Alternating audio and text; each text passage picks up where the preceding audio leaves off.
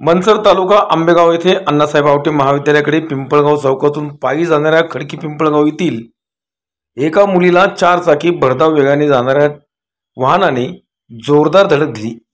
ही धडक इतकी जोरात होती की शाळकरी मुलगी अक्षरशः फुटबॉल सारखी गाडीच्या वर उडाली। अपघाताची घटना सीसीटीव्ही कॅमेऱ्यात कैद झाली आहे।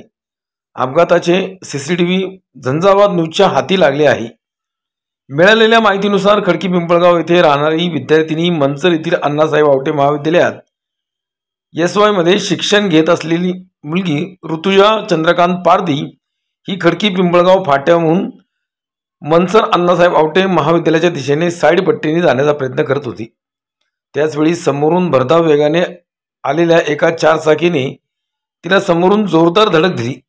धडक इतकी जोरात होती की ऋतुजा अक्षरशः चेंडूसारखी 14 फूट उंच उडून पुन्हा खाली आदळली। त्याचवेळी तिचा एक पाय पूर्णपणे फ्रॅक्चर झाला असून सदर मुलीवर मॅक्स केअर हॉस्पिटल येथे खाजगी रुग्णालयात उपचार सुरू असल्याची माहिती तिच्या आईने झंझावात न्यूजशी बोलताना दिली। तर चालक हे शरद शिंदे राहणार अवसरी असल्याने समजते। सदर वाहनच्या चारचाकी चालकाने या मुलीचा वैद्यकीय खर्च देण्याची कबुली डॉक्टरांशी बोलताना दिली। त्याचप्रमाणे पुढील वैद्यकीय खर्च व शिक्षणाचा खर्च सदर वाहन चालक करणार असल्याची माहिती ऋतुजा पारधी हिच्या आईने झंझावात न्यूजशी बोलताना